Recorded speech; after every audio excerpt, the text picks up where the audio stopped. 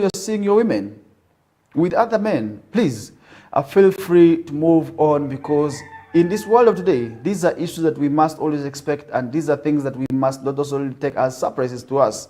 And that means if at all we are seeing our ladies, if at all we are seeing our men with other women, please, let's not also really take it in bad faith, and let's not kill ourselves, because if at all you're going to be killing yourselves, I don't know how that will also really be able to also mean it. But that means the society is also really losing values. We should be able to slowly go back to our roots and also find true love. If at all there's no true love, then that's where we're going to be seeing these issues. And now during the altercation with Wabule, forcibly took Kampurira's mobile phone before returning also to the detachment, when he picked an AK-47 loaded with rifle also and several rounds of ammunition.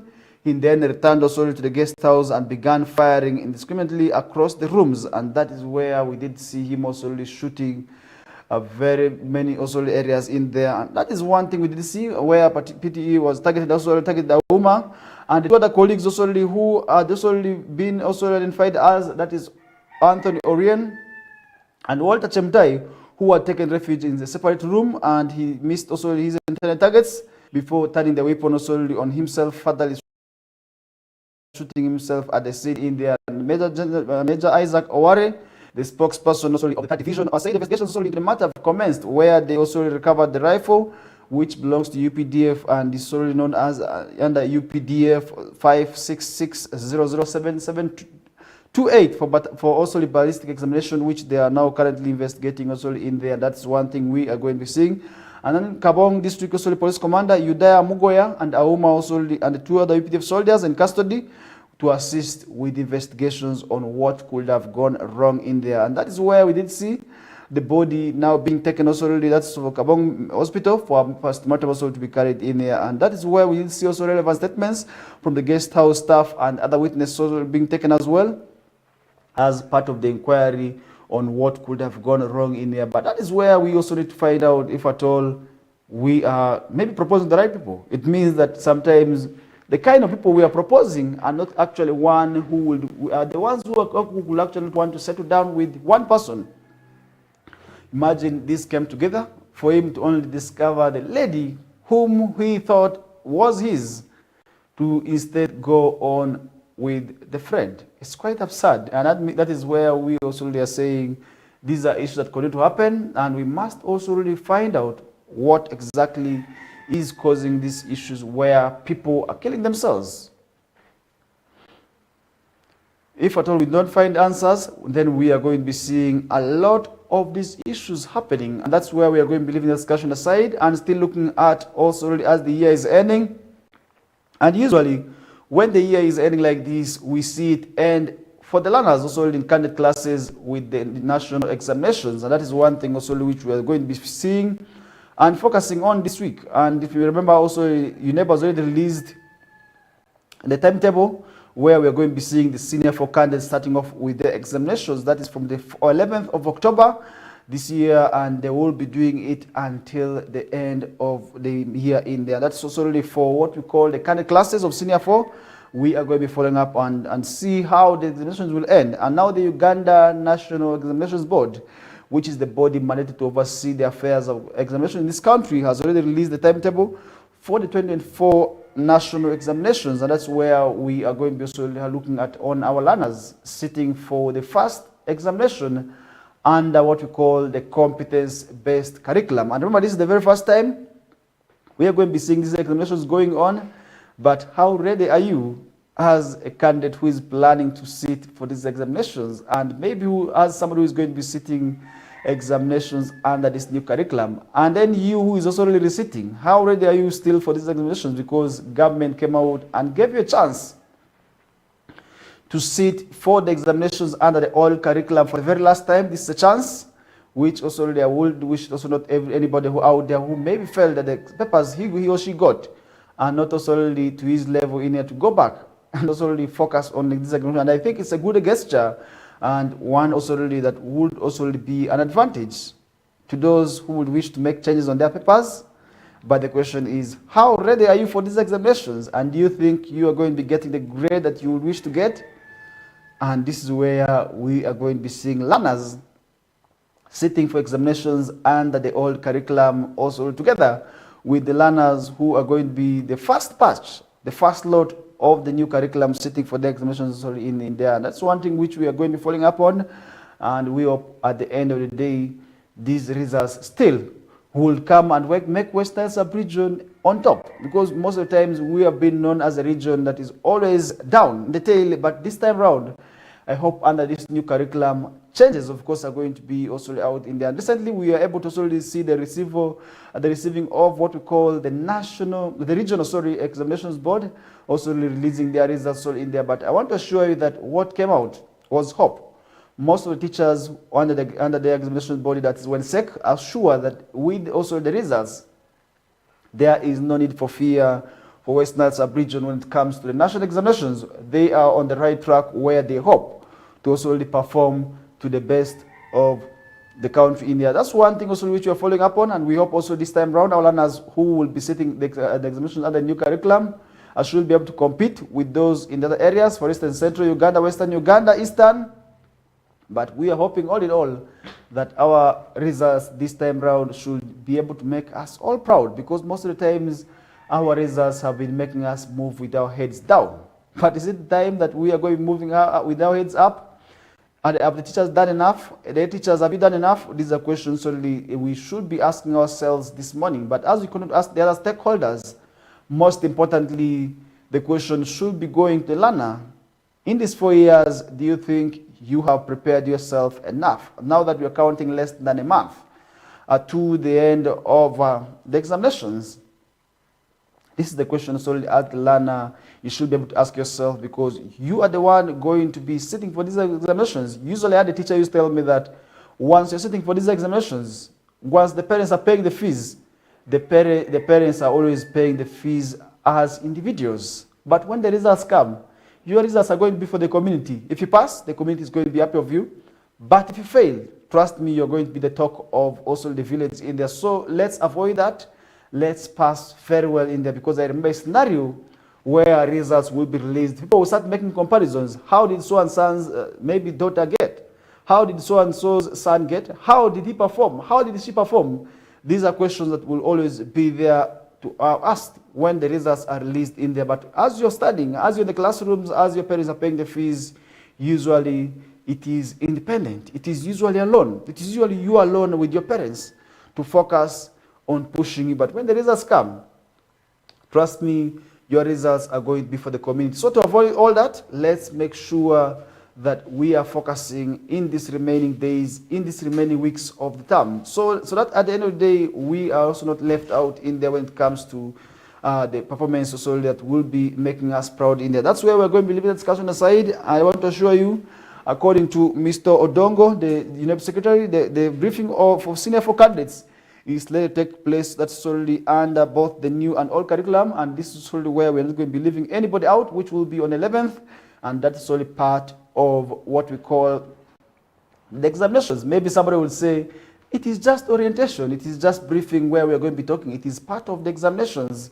and that is where we also not asked to miss it in there. Now the candidates will write the first examination paper on October 14th and will complete the examinations also on November 15th. If you look at 11th, it's a Friday, and that 14th will be a Monday. It means people will be starting the examinations on a Monday, where we hope they will be writing the examinations very well.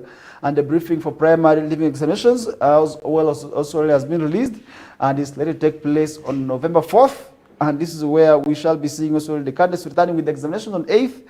And they will be also finishing the USE as well, will be starting on 8th of November. That's for the senior 6, the candidates, also the honors of the schools. Because if you reach senior 6, in most cases, you feel big, because you are the people who own the school. The swag is always high. So I think all in all, the dates have been revealed. For those in senior 4, you already know when exactly you will be sitting for your examinations. And then those in P7, as well, you know when exactly you will be having the briefing. That is on November 4th. And then the senior 6 candidates who will be sitting for Uganda Advanced Certificate of Examinations, and so that will be going on the 8th of the month of November. So you all know the dates when exactly you will be sitting for this examination. Now that's also the way we shall be seeing you sitting for this examination. We want to wish you the very best as Western Television. We want to see how you will be faring in this examination, and I hope at the end of the day, the outcomes definitely will be the ones that will make the region proud. Because if you look at the results, in most cases, the results, I must say, haven't been making us proud. Most of the times when results are being released, if we are checking the learners, we are checking from the bottom. And we are always checking, first of all, the private schools. We want to see how the private schools are performed. But this time around, I hope the private schools and the government schools must be able to compete to make us proud as a region in there. Because if you look at other regions, the schools are doing the same things that we are doing. They have been doing the same things. They have been studying the same papers. They have been studying the same subjects. Their teachers have been teaching them the same things. But why is it that we have not been performing also to the best of maybe our abilities? So I think it's quite important for us to solidify out how we are going to be making success ahead of the national examinations, which will be also starting anytime from now, because we are now counting down very few days to the end of also these examinations in there. That's where we're going to be leaving the discussions also in there. And remember, this month also as well, the biggest event also will be on the 9th of October, where we shall be celebrating the independence of this country way back in 1962. So I think this is also where we are going to be celebrating the 62nd independence anniversary, that is of this country, which will be going on in Busia, and Busia district is set for Uganda's 62nd independence anniversary according to the organizers. And I hope at the end of the day, this activity also will be going on as well planned in the preparations for the national celebrations that's of Uganda's 62nd independence anniversary and high gear. This is in Busia district already, as the organizers have already confirmed that. We hope this activity will be going on very well, and you will realize that in the villages, people are already talking about Uhuru, Uhuru everywhere, Uhuru. I want to also go out and celebrate this time around the Uhuru in one of the rural areas, because in most times when you hear stories about Uhuru Day from people from the rural areas, I think there's really a lot more that is going on in there this time around. I'm interesting myself to celebrate Uhuru from one of the rural areas, be it in Maracha. I will be able to be interested in going to Terego. I will be interested in going to Zombo. I will be interested in going to Madiokolo. I will be interested still to move, that is also to Nebi Pakwach, Obongi, Madiokolo, Jumani, Moyo, to also see how this activity is going on. And not forgetting Arua district, because most times in the rural areas, people say this activity is the best. This time around, I will be interested in moving in there to see how people in the rural areas celebrate the independence celebration. I think there's a way they have been according to their special treatment, and this time around, the national celebrations will be going on in Busia district, as Busia district is set for the national celebrations. And that is also where we hope this time around the activity also will be going on well planned in there. Now the event will also be held on 9th of October. That is in the Busiko Teachers Training College. That is Masafu Town Council, under the theme that is a recommitment to secure and fortify our destiny in anticipated what we call to draw Ugandans from diverse backgrounds in there. If you look at our Ugandan backgrounds, we are of diverse ethnic backgrounds. We have so many tribes and we have so many people of different entities. When you come to also the West Nile, you look at also that the region is having people of several tribes. There are Lurus, there are Madis, there are Lugbaras, there are Kebus. All of them are in Western sub-region, unlike other areas like Acholi, Lango, where it is entirely the same tribe.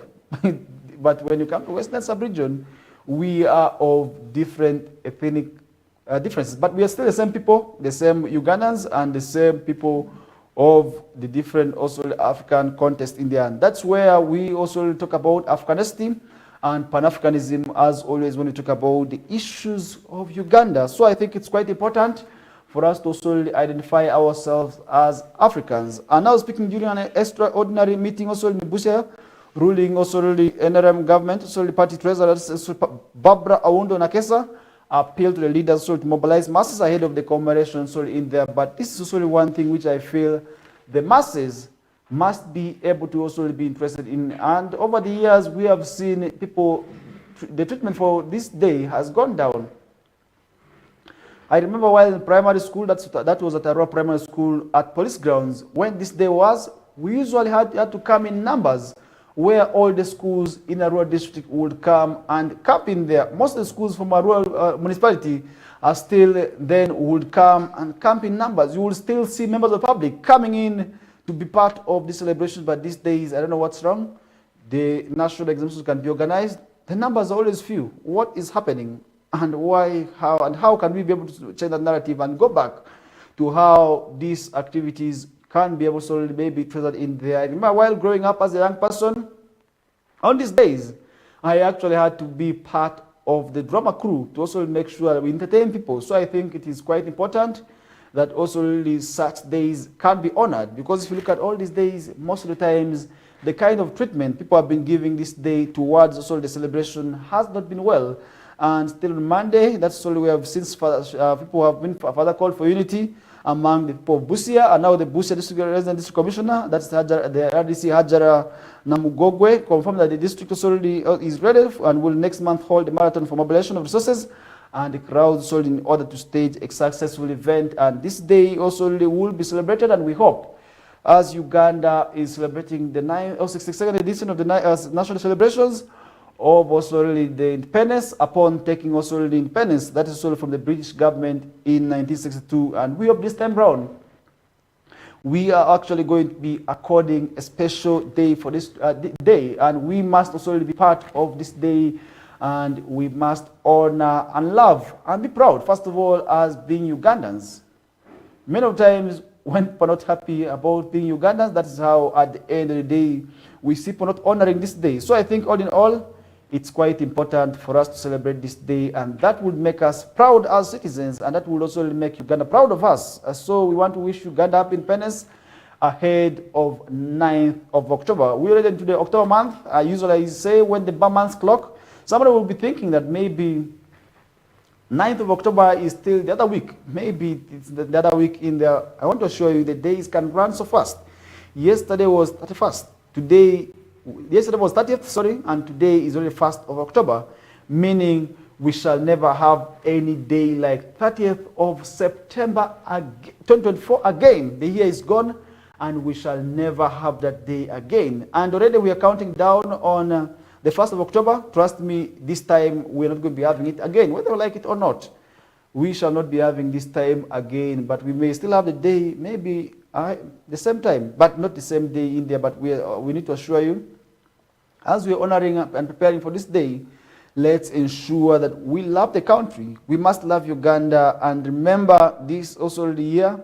We are preparing. Many people are counting down the months to the end of also the year in there. And I want to assure you that the month is already running down, but the question is, once again, how is it running on your side?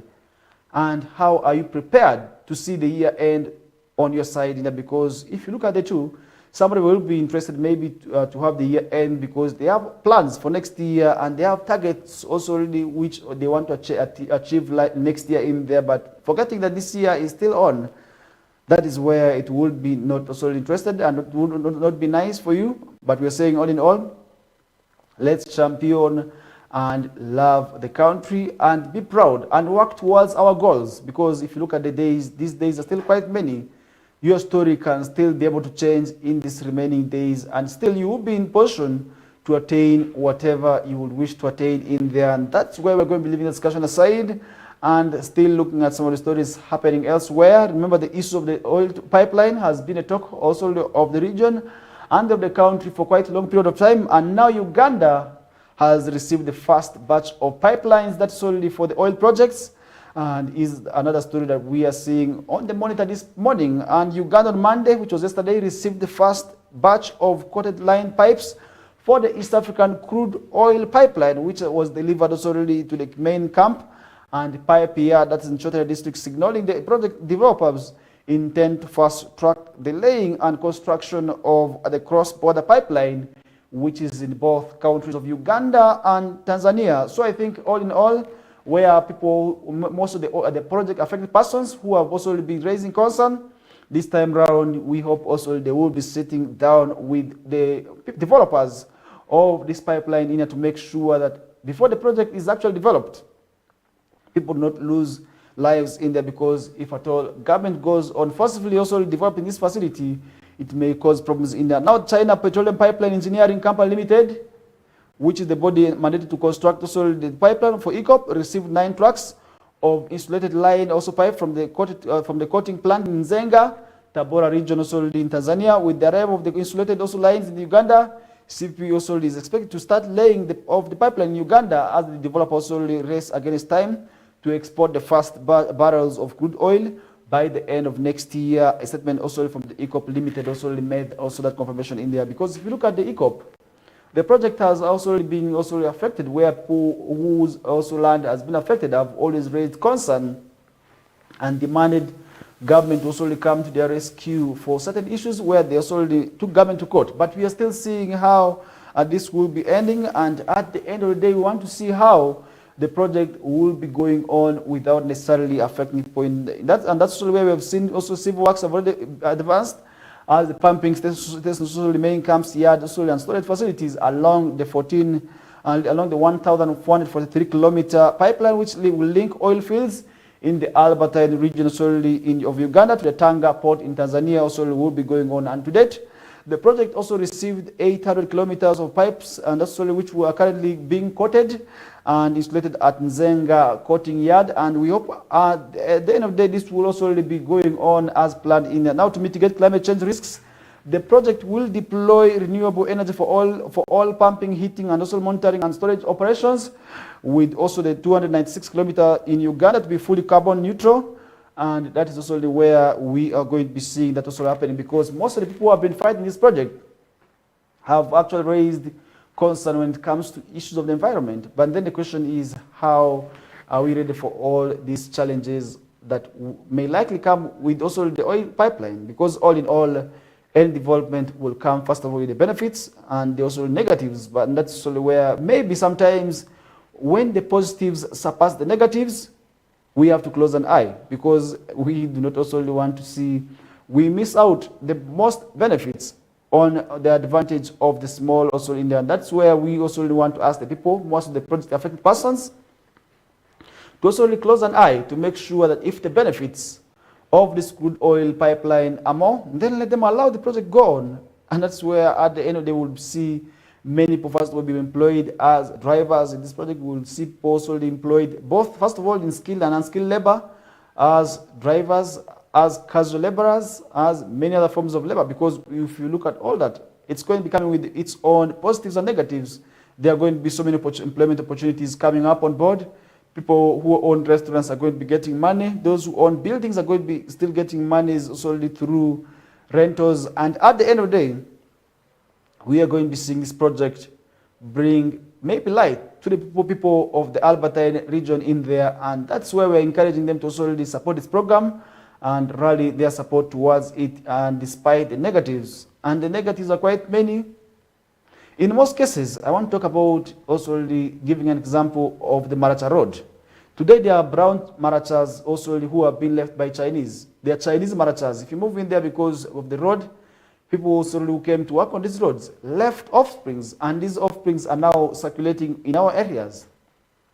Because when they came in, our young girls also easily gave in for them, and they left offsprings, and that's why today we are seeing brown Chinese. If you move to also some of the areas, like in Madiokolo at the Ginari, you'll find out that also people still left, the workers left their children in there, and today the children hardly know where their fathers are. So I think all in all, as the projects are developing, community sensitization is very much key. Let's go back and tell our daughters and our sons that these project workers are going to come, but we should not allow them to use us. It goes mostly to the girl child, who is most vulnerable to tendencies of also the early pregnancy and also abandoned pregnancies. Because if you look at all these projects, in most cases, the negatives are always that they leave offsprings behind. So I think it is quite important. Let's tell our girls, let's warn them against these behaviors, and then the community members, the community leaders must also really ensure they do thorough monitoring to make sure that the workers who are going to be working on this project do not come and take advantage of the girls and women who are also in there. And that would also be quite important, because if you look at the issues of women today, you realize that also there are fights happening in there. And earlier on I was talking to you about a story where a UPDF soldier shot himself dead of also really a woman in there, and this is a lot of attendance. So I think all in all, it's quite important for us to avoid these issues, and that would also really make it quite possible. And that means for those in the Alberton region to avoid those brown Chinese and also who will be known as Banyoro, it's quite important that we tell our young ladies also to desist from also really coming closer to the workers of this project. And with that, we come to the end of the first hour.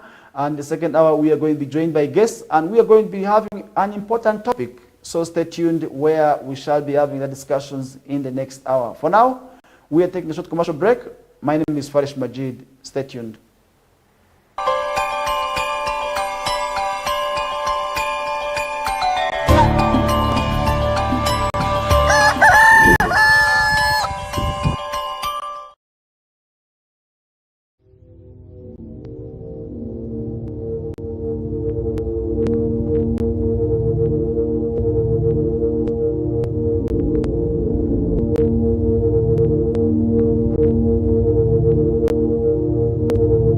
West Nile TV, lighting up the region.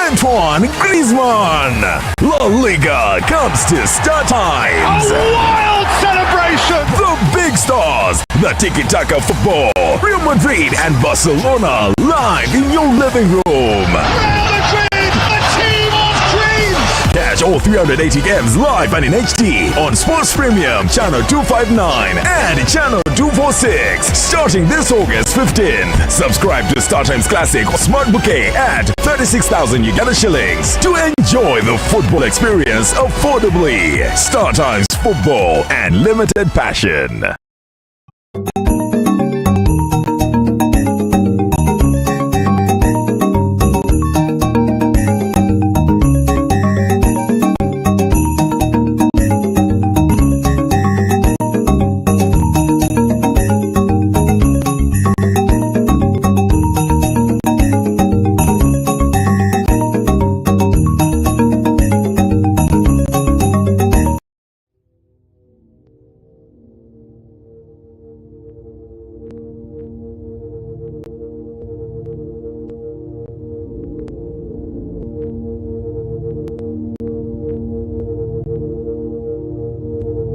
West Nile TV, lighting up the region.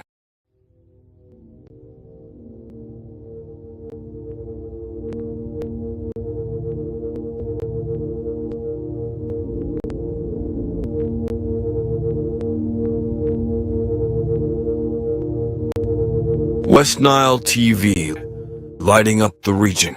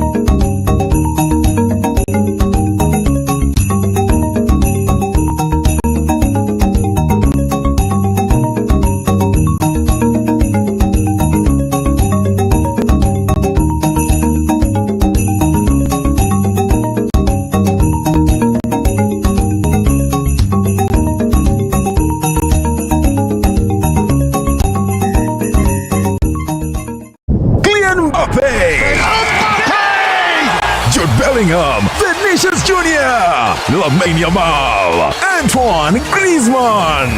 La Liga comes to Star Times. A wild celebration! The big stars, the tiki-taka football, Real Madrid and Barcelona live in your living room. Real Madrid, a team of dreams! Catch all 380 games live and in HD on Sports Premium Channel 259 and Channel 246 starting this August 15th. Subscribe to StarTimes Classic or Smart Bouquet at 36,000 Uganda shillings to enjoy the football experience affordably. StarTimes Football and Limited Passion.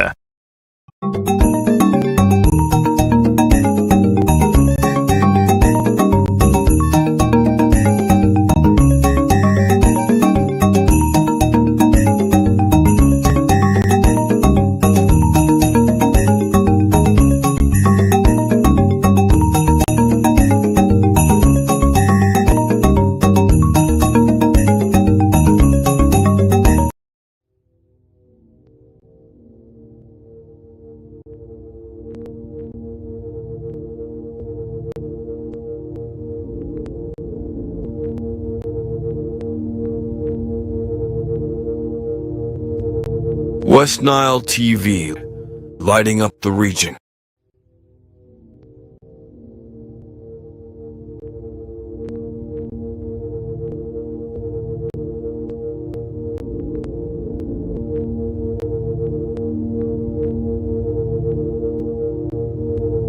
West Nile TV, lighting up the region.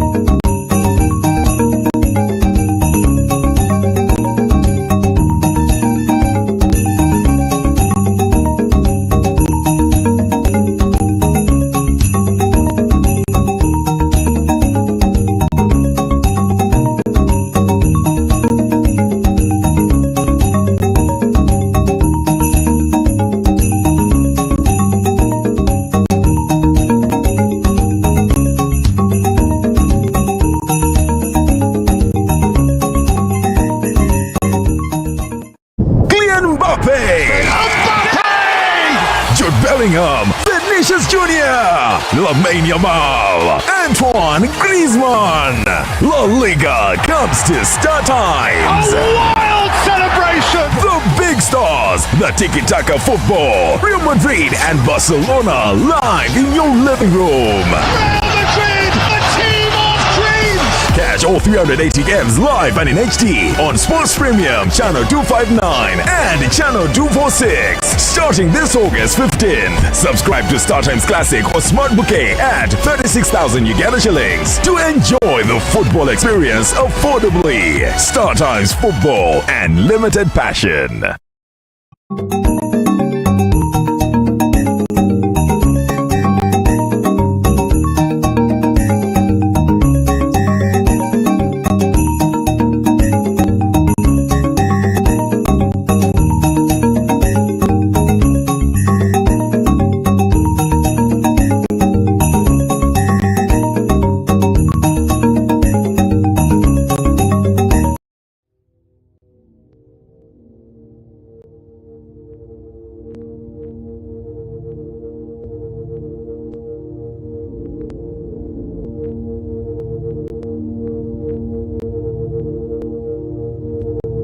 West Nile TV, lighting up the region.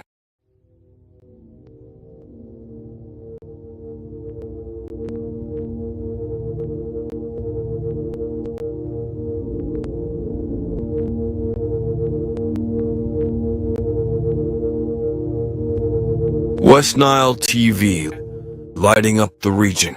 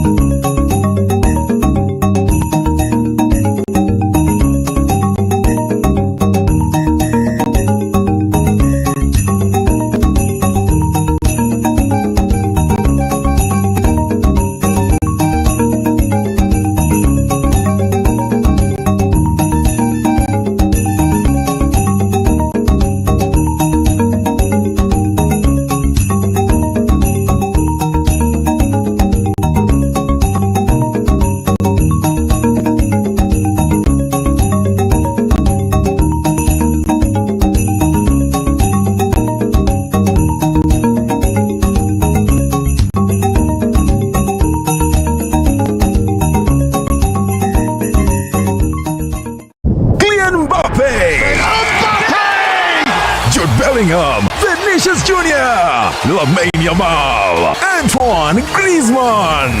La Liga comes to Star Times. A wild celebration! The big stars, the tiki-taka football, Real Madrid and Barcelona live in your living room. Real Madrid, a team of dreams! Catch all 380 games live and in HD on Sports Premium Channel 259 and Channel 246 starting this August 15th. Subscribe to StarTimes Classic or Smart Bouquet at 36,000 Uganda shillings to enjoy the football experience affordably. StarTimes Football and Limited Passion.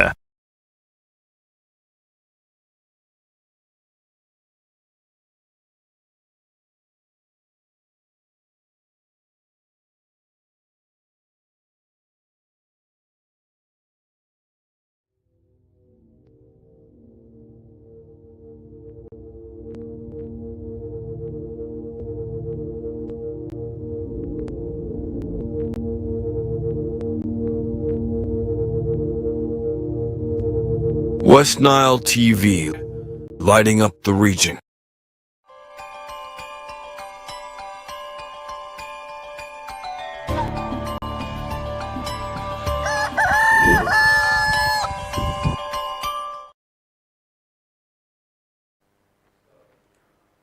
All right, welcome back into our second hour of the show. We're already counting down 13 minutes after 8 o'clock, which is our second hour. And of course, this morning we have been joined by a guest with whom we are going to be looking at issues pertaining to electoral reforms as the country is counting down just less than 15 months to the next general elections. But how ready are we for these proposed amendments? Because already Minister for Justice and Constitutional Affairs made some reforms and made some also demands for some reforms to be included. That is ahead of the country's next general elections, which has actually sparked discussions with many also supporting, while others already coming out to also already condemn that in there. And joining me on set this morning, I have a guest from Civil Society Advocacy Budget Group, and also who will be telling us what he thinks about also the proposed reform demands. And joining me on set this morning, I do have Hashim Muzamil Bruce. He is a field officer with also the Civil Society Budget Advocacy Group, which is abbreviated as the CS-BAG. He is based in Yumbe District, and we are going to be looking at how these reforms, of course, will be meaning that ordinary citizen. But all in all, allow me first usher him in officially to say a very good morning to you, the viewer. You're most welcome, Mr. Hashim. Thank you, Mr. Faris, and thank you, viewers. My name is Hashim Bruce Muzamil, as you've rightly mentioned. I work for Civil Society Budget Advocacy Group as a field officer for Yumbe District. Okay. Glad to be here. Okay, now straight to head into discussions. Let's look at how these reforms will be meaning to an ordinary person. First of all, they are about key 4 reforms. One, that will be allowing parliamentarians be the ones to be in charge. First of all, to vote for the president. What do you think about that? It will be the members of parliament whom the people entrust and whom the people vote, who will be the one to have the mandate to vote, that is for the president. That is number one. Then secondly, women MPs will serve a term of only 2 terms. It means 10 years. After 10 years as a woman member of parliament, you will not be required to aspire again. Then thirdly, the council positions and the mayorship positions will definitely have to have senior 6. Unlike now, where to aspire as a councillor, you're not required to have a paper. Even as a mayor, you're not required to have any papers. All you need to do is have a national ID, and that is it. You qualify automatically to lead people in there, and that has actually been also generating a lot of debate. What do you think about all that? And then thirdly, and fourthly, there are also really quite many others which have also really as well been presented, but these are the 3 which I felt I need to also really highlight on, and these are the ones that have actually generated a lot of discussions in the members of public in there. What do you think about the demand? First of all, for members of parliament to be the ones to vote for the president themselves. Thank you so much, Faris. It's very interesting that these electoral reforms are coming, and it's long overdue. Okay. First of all, when we look at the electoral reform, number 1, that you talked of the parliament to elect the president. What does that what does that speak to the law? When you look at Article 1, that says all power belongs to the people. And these members of parliament are not 100% For example, take a look at yourself as the member of parliament for the constituency we're sitting in, Central Division. It will not be logical for someone to tell us that all the people, all the citizens of Uganda in this constituency voted for you. Okay. You get it? So that means you are representing a voice of those that elected you. Leaving aside those other electorates that didn't vote you, but would wish to vote even for the president. You would have represented a voice of a few that voted. If 60% of 100% of voters in our Central Division, a lot of those that did not vote for you would not have the chance to have a voice in voting the president. Okay. That is where they're disenfranchised. Secondly, look at Article 103. What does it speak about the election of a president? Article 103, when you go to clause 1 of that article, it says the election of the president shall be by universal adult suffrage. Do you know what that means really? So, a lot of things a lot of laws within this constitution, if we take this to context, will be contravened. Because universal adult suffrage, ensures that the right to vote for as many people bound by the government's laws as possible must exercise their right to vote for the president or for the leader that should lead this country as a president. So this electoral reform needs to be thought about by the Minister of Constitutional Affairs, and Parliament should also be keen about some of these laws that will be contravened. Okay. For the woman MPs, 2 terms, it's much interesting, but of course, But this time around, it it talks only about the women MPs. They don't talk about it in general. I was looking Don't you think that women will feel discriminated? I so much actually interested myself into the return of the term limits. I think it's one of the reforms. It's that also is coming up, yes. Yes. So return of the term limits for the office of the president.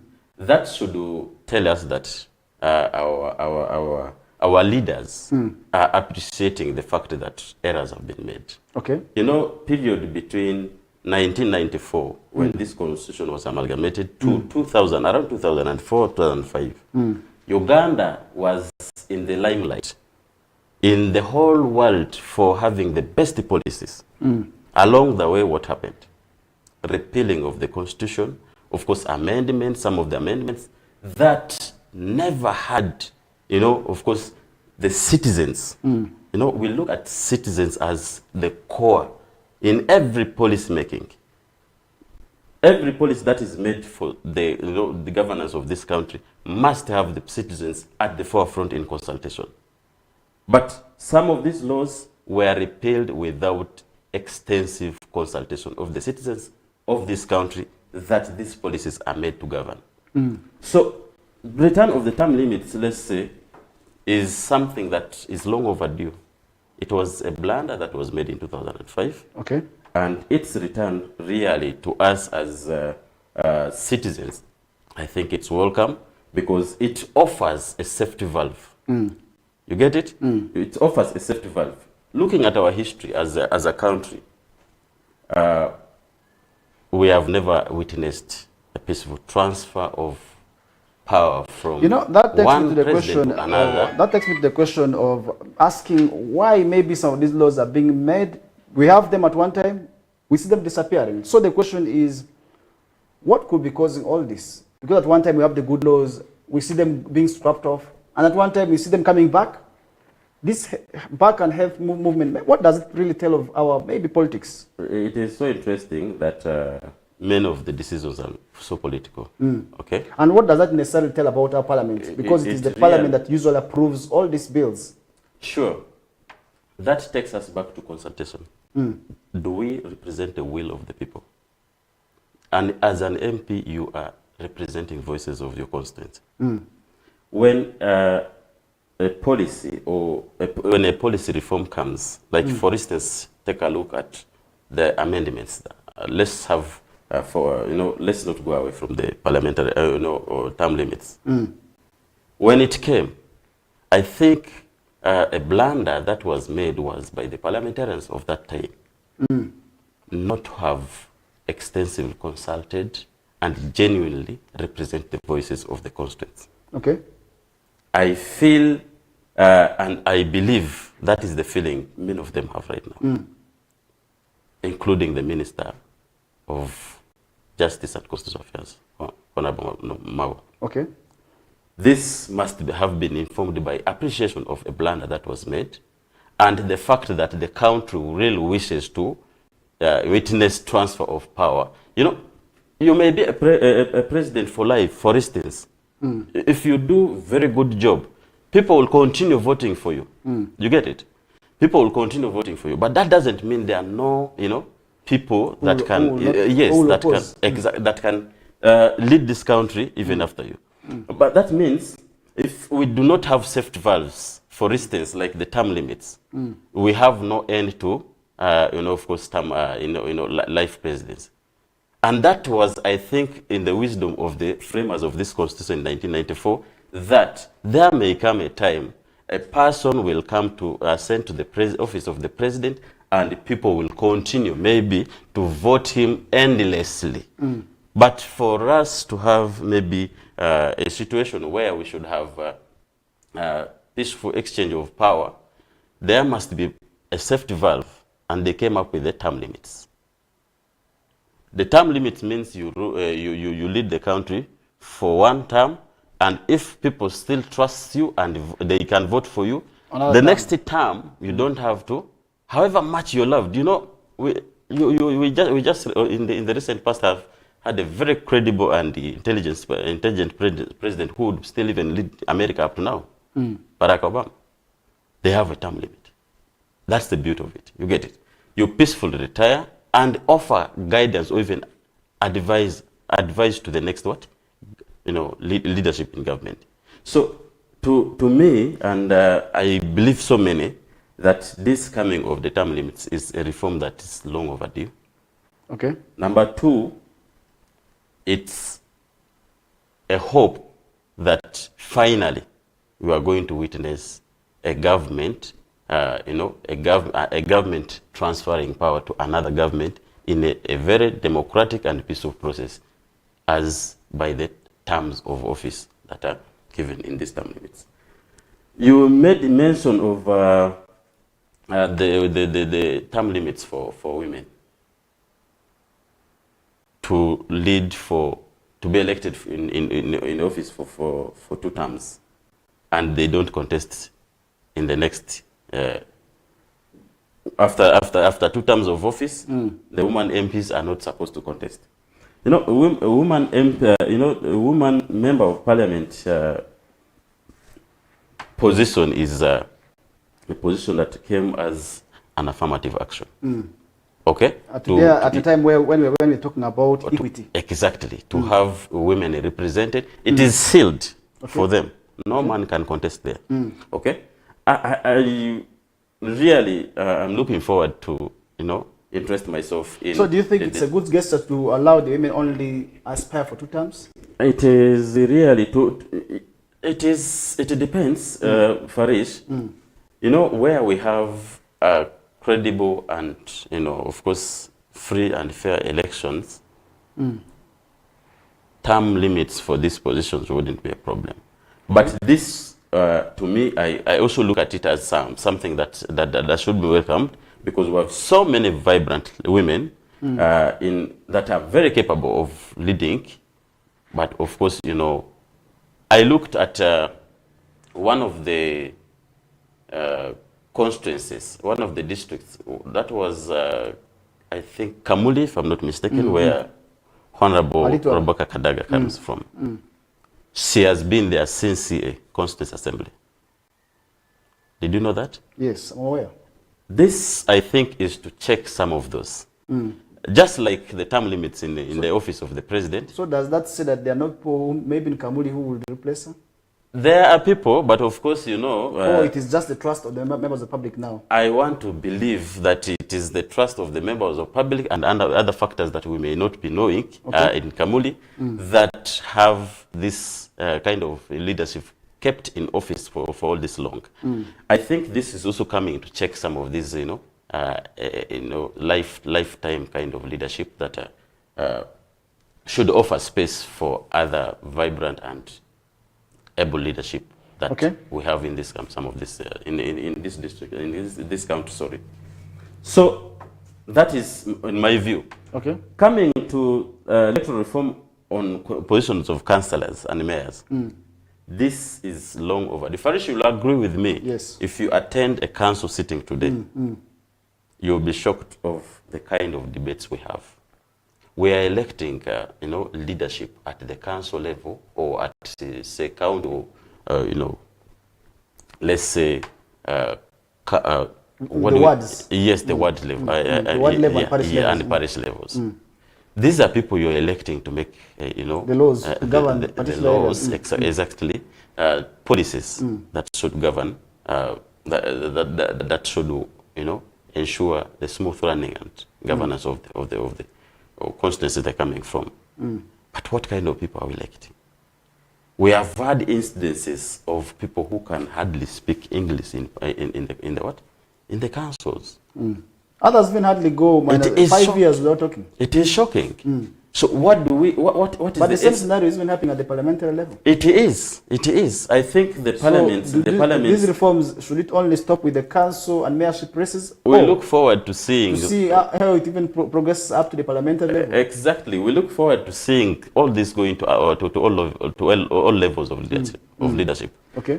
Bringing it at council level is a good start. Our hope is that this is going to, move forward up to those other levels.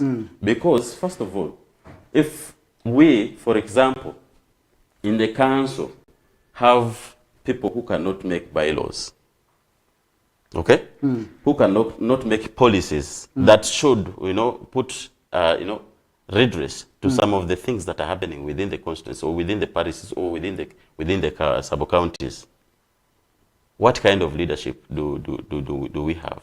When do we have an end to some of the things that need policy reforms? You have in the council people who cannot bring some of these policies that should see, a sub-county that should be, for people to live a dignified life. Move around. We have, acts of people that happen within our surroundings. Sorry to mention the most common thing right now that is in open. Chewing of mirror. That one needs a policy in place to be regulated. Okay. You see that? But where does the council come here? There's a whole law that bans cat chewing. There's a whole law that was proposed. Which law is that? The one that regulates the chewing of mairungi and other drugs. And did you know it excluded this? If you didn't know, that's it. It didn't. It excluded this. Mira. Revisit. You'll come back and tell me. Okay. So that's why we have it in open again. When these laws were brought and were being discussed in parliament, before it was, people began hiding. But after realizing the law became so silent on Mira, its enforcement cannot. Yes. Okay. They are back. So this really doesn't, communicate to the kind of leadership we now have. So that means we need a lot of reforms. We need a lot of changes in the kind of leadership that we have. I think this reform of setting a bar qualification of senior 6 for a member to contest as a councillor is at least okay. timely. All right, we take a short commercial break and we are still going to continue with the requirement and the demand for councillors to be at least senior 6 holders. Remember, these people play a big role, first of all, in making laws and policies, and then they're the supervisors of the technocrats. But in most cases, I had the time to also interact with one of the councillors. He told me that openly, that as councillors, sometimes they are finding it very hard because for them, they're senior 4 leavers, and then they are supervising people with PhDs. That is how quite absurd and maybe how quite embarrassing it is. But that is also where you can share your thoughts and opinions still in relation to this matter on our various comment generation feedback platforms. For those of you watching us via Facebook, you can drop your comment in there. For you who's already watching us via YouTube, maybe in West Nile sub-region and outside West Nile, still you can be able to solely share your thoughts and opinions on this matter of the changes. We take a short commercial break. When we get back, we are going to continue with the discussions. Stay tuned.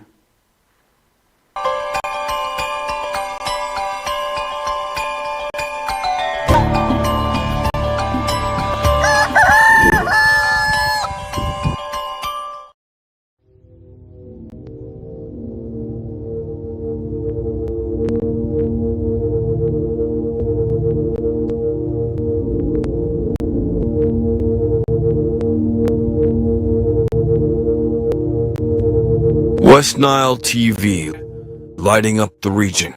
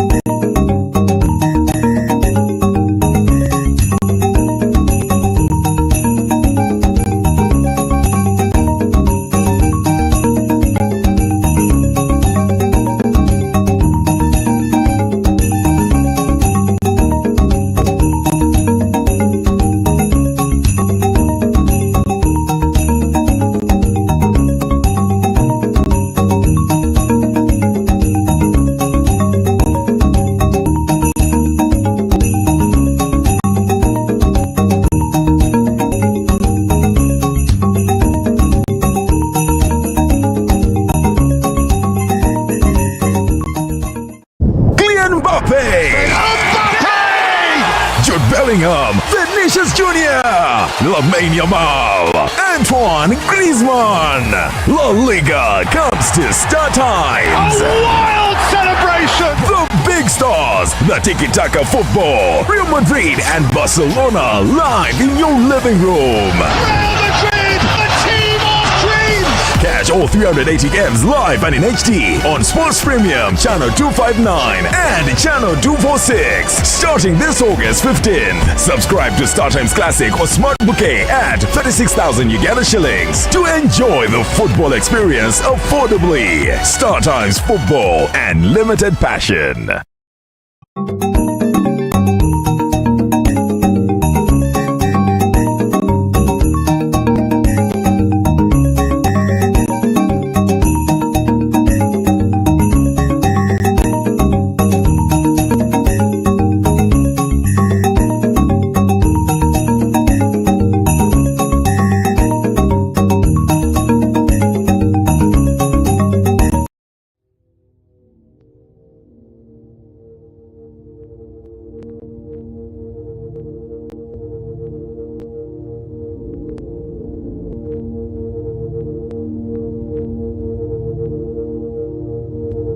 West Nile TV, lighting up the region.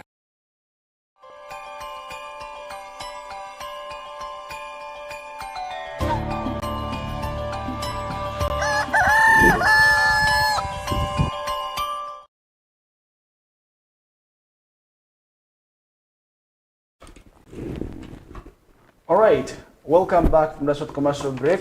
We are back into the second half of the second hour, and we're already 35 minutes after 8 o'clock, meaning we are just counting very few minutes. But we are looking into the proposed electoral reforms that were made by Minister for Constitution and Justice Affairs, Honorable Norbert Mao, among which is to make some changes that's on the Constitution ahead of the country's next general elections. And then we are talking about the issue of the required at least senior 6 for council and the mayorship positions. And earlier on I was talking to the guest, that's Solly Bruce, about this issue on how and why we need these reforms. First of all, when you look at the councils, the councillors play a big role, first of all, in supervising the activities of the technocrats. Imagine a production officer who is a PhD holder to be supervised by a P7 dropout. What does that mean? And then what will this imply when it comes to the kind of work that will be also really done out of maybe the supervisors? First of all, how these people will be understanding their roles definitely will be able to differ. And what we may see is clashes between the technocrats and the politicians. And that's where sometimes we are seeing the fights coming up in most cases between the technocrats and the politicians, because a technocrat who knows that the politician is just maybe far below the standard will definitely not give that respect to that politician. What comes out next is protests, fights. So I think all in all, these reforms are needed yesterday, and that is where we shall be also looking at more of the reforms. And part of the reforms is actually to have compulsory voter elections. How ready are we as citizens to also have what we call online elections? That will be coming later on, but for now, let's still look at the issue of changes when it comes to academic qualifications. Is it timely? Should we support it? Don't you think that it's going to be throwing out good leaders who may not be having the papers, but who have the skills?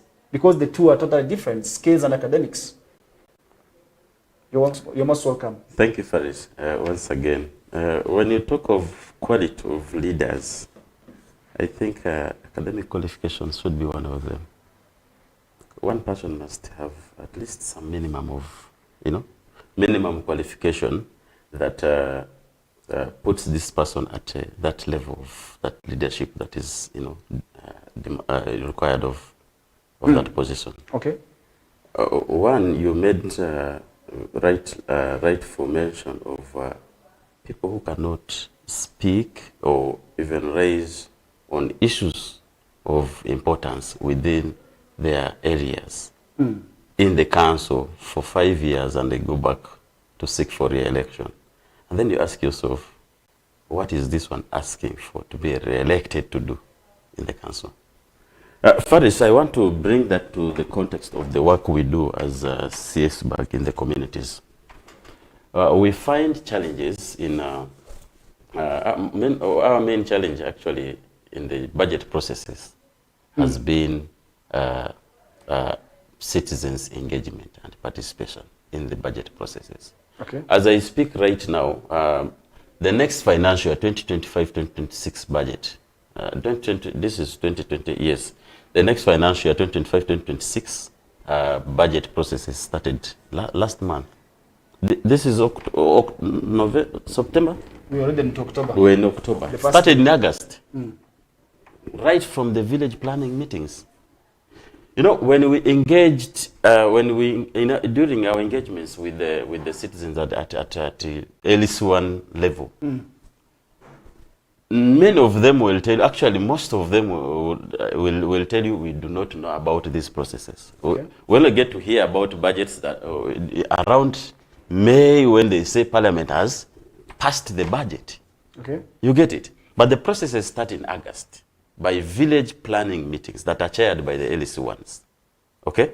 But because there is that limitation of sometimes, finding difficulties in, mobilizing the community or engaging them in to participate in identifying their priorities at the village level. You find the LC1s sit with their secretaries. Many of the LC1s who cannot write and read convene a meeting with or call their secretaries that, of course, help them in writing the letters to, list priorities on behalf of these people. And yet these are issues that needed consultation with the what? With the electorates, or with the citizens at that level to bring forward issues they feel should take priority, should feature as priorities in the next financial year budget. People are left out, and the LCs take the mantle in identifying the priorities indoors with their secretaries, list them, and forward them to the PDC, the Paris Development Committees, as the priorities from the people of their cells or villages. And that is actually, the kind of space we have. Citizens' engagement is limited. And yet, every financial year, the processes entails that LCs from August up to the second week of September is the time to consult with the citizens at the LC1 level. Many of them are not consulted. I don't know if you participated in your village planning meeting in your village to identify priorities. My LC always calls youths for such meetings. Calls youths? Yes. Where the category of people? Meetings that we usually have, first of all, are meetings when it comes to Paris development model and other activities. But when it comes to budget, I don't think if there's any other LC1 in this region. You don't know how these things are planned? Meaning you don't know how these things are planned? Because in most cases, what we usually see is the Paris development model meetings today, which also brings the LCs together. Apart from that, maybe net distribution, perhaps. That is where we see people still sitting together to also deliberate on some of these issues. But other than that, there's nothing. So that brings me to the question, how sufficient is the money government is allocating to also have some of these programs run? Do you think the money is enough? Could it be an issue of the budget? Maybe. Or it could just be a problem of the leaders themselves. What do you think could be maybe the gap? Well, if I'm to respond to you on that question, I would respond in the form of a question. How much money does an LC1 need to move within his village? How big is a village that requires? But today we have made everything for sitting allowance. People do not want these things for free of charge. That is the issue. That's the challenge we are facing. Because I don't think if an LC1 would wish to move freely without being paid, even if it was you would not be able to be interested to move for free of charge. And that is how we have monetarized everything. Who is to blame? Is it the LC1s or it is us now as members of the public to blame ourselves? Faris, that is the absurdity of the matter we have right now. It comes back to civic education. It's people, once people get to know that it is their right to participate in influencing these processes and participate in all government programs, none of the citizens would require to be paid to sit to plan for issues that bring development in their community. It's about civic engagement and civic education, educating them about their rights. It is their right to participate in influencing the budget processes by, one, identifying priorities at the village level, and they also have the right actually to go as far as attending the PDC, the Paris Development Committee's meetings that sits to consolidate the priorities that come from the villages of that Paris to forward to the sub-county or, yes, the sub-county or the division, for the division to consolidate and come up with the sub-county budget framework papers. They need to follow up step by step whether these priorities. One would ask, why should someone from the village now go and participate in the Paris Development Paris Development Committee meetings that consolidate this? You're following the issues that you sent from the village, whether they featured in the Paris Paris consolidated budget priorities. You have the right to raise pertinent questions, like, look, Paris chief, from my village, these are the issues that we discussed, and for us in our village, our priority for this coming, we have so many priorities that this is what we feel is urgent and need to at least have space in the coming financial year budget. Okay. Others can come in the next financial year budget, but this is what we are. I'm not seeing it anywhere. So I think that is where the Paris Committee chairperson, Paris Development Committee chairperson, the Paris chief of that Paris, for that matter, takes those issues and forwards them. Yes, he incorporates them into the what? The Paris what? Priorities to be forwarded to the sub-county. Okay. You get it? So at the sub-county, citizens also have the right to participate in the sub-county budget conferences. Still doing the same thing, following what? Following those priorities they forwarded from their villages. The idea behind this is to ensure that those priorities they have forwarded have space or are considered for the next financial year budgeting. You get it? But these are the processes that we really look at engaging the citizens on. One, the citizens, if they really knew how difficult these monies are, picked from them in form of taxes, none of Ugandans would wish to be left behind in every processes, in every program of government. Okay. Because one, if we looked at the time we moved away from graduated tax, you remember graduated tax? Yes. Where our parents, where used to call it Musoro, where our fathers used to run and hide under the bed. Do you know how much money they used to run away from? It used to be 7,000, I can remember. The whole year, you are chased for 7,000 shillings. But that 7,000 may be huge. What is the value of that money? Do you know how huge the taxes we pay now are? Don't you think the kind of format that we are paying now is better? Because I remember the stories of how our fathers used to run, how they used to live in the night. They used to run away from battling with snakes in the gardens. So they I think used it was to run. really, yes. that is where we need to appreciate the changes. So I think is it not timely for us to have these reforms? Do you know how much in taxes? comparison to the graduate tax maybe kind of system? It has been made Don't we need simpler. these reforms now? Don't you think these reforms are quite welcomed at this time? More so, one which I left out purposely, electronic voter elections, where people will be required to vote electronically. Don't you think these reforms are quite good? We'll talk Do about you the think this will electronic. promote transparency? Let's talk about, because we're running out of time. Let's have a Okay. small About the light electronic. About the electronic. It's mandatory, right? It's must. Yes. You get it? It's actually one of the How demands. prepared are we? For instance, let me say, right now, where I come from How Yumbe many own district, smartphones? from Yumbe district, How and many I of come the from a voters? constituency called Aringa South. About, let me say, more than 65% of voters do not have smartphones. Are we prepared for elections? What about digital literacy? Because having a smartphone and digital literacy is totally different. It is, but this requires citizens' engagement and education. Okay. Okay? No, Faris, let me take you back to the roles of Electoral Commission. One of the roles of Electoral Commission is to engage citizens in the formulation of electoral what?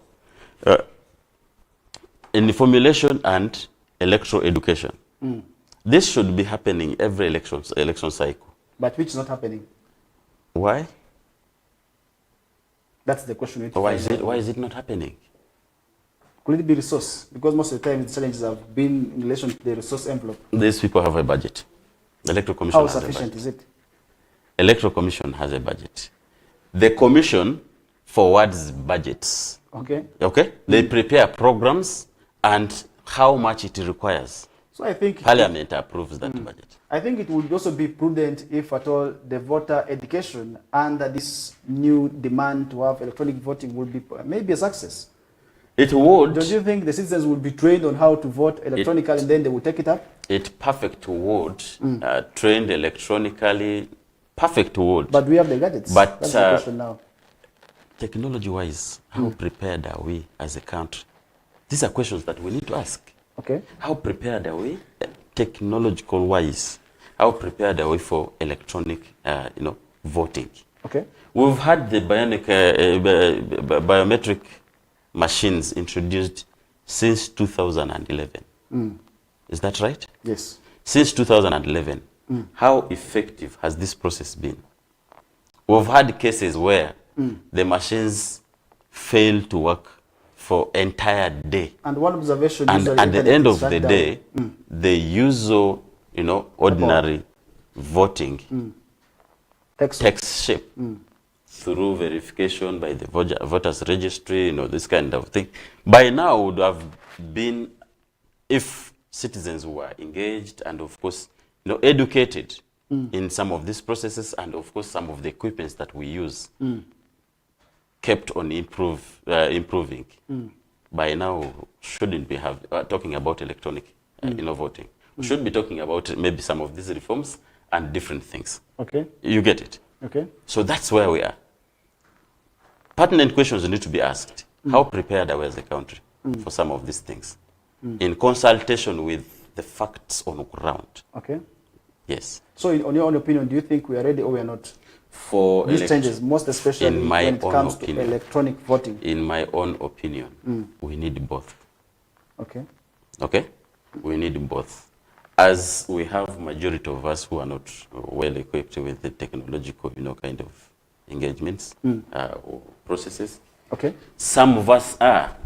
So these other ones would be, keep coping up with the processes as they witness others do, and of course, we are not prepared. Okay. We need adequate preparation to, adopt to electronic voting. Okay. Because when we look at Uganda as a whole, the whole country is, we can't say the whole country is, we have areas where electricity has not reached. And these are gadgets that needs, if not to be used through the electricity, charged. Okay. You get it? We have places that as remote as... Let's give an example with what happened during the recent census exercise. Yeah. Let's compare it. Don't you think that we would have similar scenarios? Given the fact that some of the areas today are finding it very hard when it comes to internet access. Just Koboko around here, if you reach certain areas, already in South Sudan, that means that the network is off. Come to our district, some of the areas where you reach, you already welcome to DRC. Internet challenge, and yet these areas have to vote decide. So don't you think the electoral reforms will be able to solely maybe improve on the kind of elections, because we're talking about fairness and transparency, which is already being presented by the minister, is looking at how the reforms would be able to solely improve on the fairness and transparency in the elections. Let's give an example with what is happening in developed countries. They recently also had what we call electronic voting systems. But the results, we all know what happened. People contested the results because they were not happy about the outcomes. So as Uganda, what do you think would come out as a result if at all we adopted these reforms? First of all, when it comes to electronic vote, compulsory voter elections. One thing we should do... What would be the outcome? We should be sure of voters disenfranchised. We are going to limit so many people out of the voting. You talked about the internet aspect of it. Farish, I can tell you, when you travel today to one of our constituencies, a sub-county called K sub-county. As soon as you reach the sub-county headquarters, your SIM card is on roaming system. No one can call you, and you don't have internet access. You are literally in South Sudan. It welcomes you to South Sudan. A message even comes. You get it? So tell me about someone who is in such kind of place without internet. How is this person going to be able to participate in a mandatory electronic kind of election? Are they not left out? And how many people are in such kind of places? Those are questions that we need to ask. Along the way, I think sometimes our thoughts are far away from facts. Okay. That's one thing I want to, in my own opinion, say. Because when they are coming with such kind of reforms, what informs them? There should be something that informs reforms. For example, maybe I can assume, in my own understanding, the coming of the presidential term limits and the woman MP term limits is informed by overstay of one person in that office. What informs the mandatory electronic voting should have been, in my own opinion, that the whole country is connected to internet, unlimited internet, even if it is at a pay, in every area of this country. But this is not the case. You're bringing something that requires the internet. What informs it? With the fact that in most cases during elections, the internet is shut down. Exactly. And those are dynamics. Are we seeing that changing? Well, I really don't want to think that. Okay, as we are running out of time, we're just counting less than 3 minutes to wind up with the discussions. Maybe your final output when it comes to these reforms that are being presented, and then your final words, because we have to solely let the elders at news team to come through and give the people of Lubara the news in Lubarati. So what really next? I want to thank you viewers for having followed the program, and I thank West Nile TV, especially Farish, for hosting me here. One message I want to leave to our people out there is one, especially the duty bearers, our members of parliament. When you're debating these policies, try to cease disenfranchising the voters. One. Two, look at the context, or what informs, something must inform some of these reforms. Lastly, I want to add our voice as CS back that the budget processes for the next financial 2025-2026 have started. Please get to your LC1s that if you have not been consulted, ask them when the village meetings to influence, village meetings to identify priorities at village levels are starting. Your voice matters in influencing the budget processes of this country because you pay these taxes, which needs to come back as service delivery. We have a lot of service delivery issues in our communities, and this requires the citizens to forward issues that they feel need urgent attention through the budget processes so that they are considered as priorities for the next financial year budget. I want to thank you, and thanks for hosting. All right, thank you so much for also coming through. And up next is Feto Emmanuel, as you can clearly see on your screens. He is coming up with the Elders News Bulletin. And with that, we come to the end of the Tuesday edition of the KOKOLIRIKO Live Show with me, Farish Majid. And with that, we are coming to the end, and we shall be bouncing back again tomorrow for the same program.